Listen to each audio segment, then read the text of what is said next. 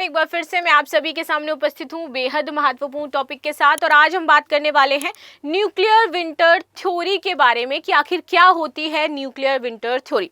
और आप में से बहुत सारे लोग कमेंट में मेरा नाम पूछते रहते हैं, तो मेरा नाम है प्राची मिश्रा। मैं लेना भूल जाती हूँ डेली क्लासेस में। So my name is Prachi Mishra and आप सभी का संस्कृति IAS के इस प्लेटफॉर्म पर बहुत बहुत स्वागत है। तो आज हम बात करने वाले हैं किसके बारे में?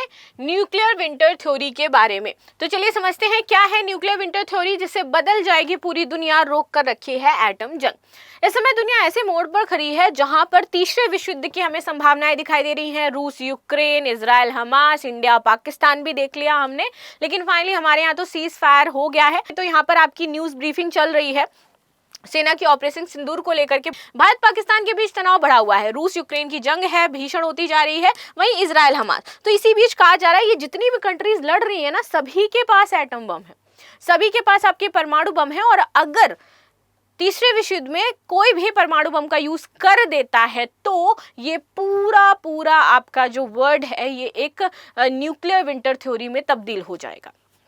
ठीक है, कैसे? देखिए 1980 में वैज्ञानिकों ने न्यूक्लियर थ्योरी की पेश की थी। ये जो न्यूक्लियर विंटर थ्योरी है ये हमारी 1980 में आई थी, तब से इसके बारे में बात की जा रही है। ये थ्योरी हिरोशिमा और नागासाकी पर हुए परमाणु हमले के असर को देखते हुए विकसित की गई थी। अब इस न्यूक्लियर विंटर थ्योरी के अकॉर्डिंग चीजें क्या हैं? तो इसके अनुसार अगर किसी भी स्तर पर परमाणु युद्ध होता है तो इसका सीधा असर वैश्विक तापमान पर पड़ेगा।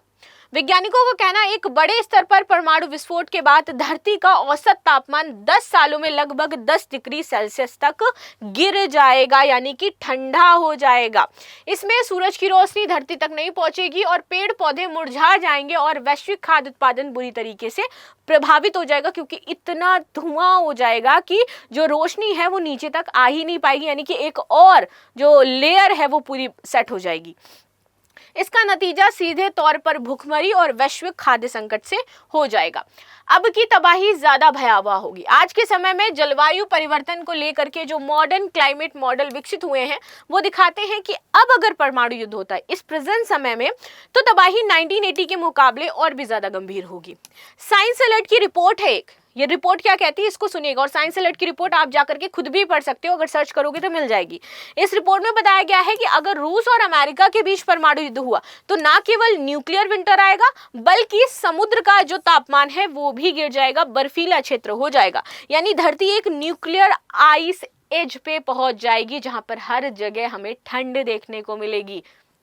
ठीक है, और ये हो सकता है कि हजारों सालों तक ये चल सकता है, कि ये कंटिन्यू हजारों साल तक चलता रहेगा। भारत पाक युद्ध के अनुमान, वर्तमान में दुनिया के 9 देशों के पास परमाणु हथियार है। अगर हम बात करें अमेरिका, रूस, भारत, पाकिस्तान, चीन, फ्रांस, ब्रिटेन, उत्तर कोरिया, इजराइल, ईरान के पास भी है। ऐड कर लेना, विकसित कर रहा है बट उसका प्लान पता चल गया है। विशेषज्ञों का मानना है कि अगर भारत और पाकिस्तान के बीच परमाणु युद्ध होता है तो 13 करोड़ लोगों की तत्काल मौत हो जाएगी। 13 करोड़ लोग मर जाएंगे इस युद्ध में। जंग के 2 साल बाद तक करीब 2.5 अरब लोग भुखमरी का शिकार रहने वाले हैं। इसलिए जो लोग कह रहे हैं ना कि जंग हो जंग हो जंग हो, इस वाली विचारधारा में मैं भी शामिल थी कि जंग होनी चाहिए, लेकिन जब मुझे समझ में आया कि ऑफकोर्स ये कितना ज़्यादा घातक हो सकता है तो मुझे लगा कि नहीं, एक लेवल पर जाकर के कहीं ना कहीं कॉम्प्रोमाइज़ दोनों ही देश कर ले तो ठीक है। लेकिन पाकिस्तान जब नहीं समझता है, नहीं समझ में आता है उसको, तो फिर श्री कृष्ण भी कहते हैं कि भैया युद्ध होना ही चाहिए, वरना कृष्ण महाभारत जैसा युद्ध क्यों होने देते। अगर उनको पता होता कि नहीं ये ऐसे ही मान जाएंगे, तो कुछ लोग नहीं मानते, उसमें पाकिस्तान आता है जहां पर वो युद्ध की संभावना बनी ही रहती है। अब तक कैसे बची है दुनिया? वैज्ञानिकों के मुताबिक न्यूक्लियर विंटर थ्योरी ने अब तक दुनिया को एक बड़े परमाणु युद्ध से बचाए रखा है। पर्यावरण वैज्ञानिक एलन रोबाक के अनुसार इस थ्योरी ने वैश्विक स्तर पर एटमी हथियारों के उत्पादन और इस्तेमाल को रोकने में अहम भूमिका निभाई है। 1980 के दशक में दुनिया में करीब 65,000 परमाणु हथियार थे और आज के समय में इनकी संख्या घटकर के मात्र 12,512 हो गई है।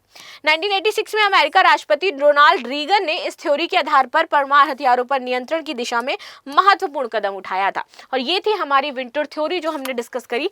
जो इंपॉर्टेंट और फैक्ट चीजें थी वो मैंने इसमें यहाँ पर आपकी कवर करी है। बाकी आपकी क्या राय है जरूर बताइएगा, और युद्ध से स्थिति क्या हो जाती है वो भी बताइएगा। मिलते हैं नेक्स्ट क्लास में, तब तक के लिए धन्यवाद। लाइक शेयर सब्सक्राइब करना बिल्कुल भी ना भूलें and thank you so much.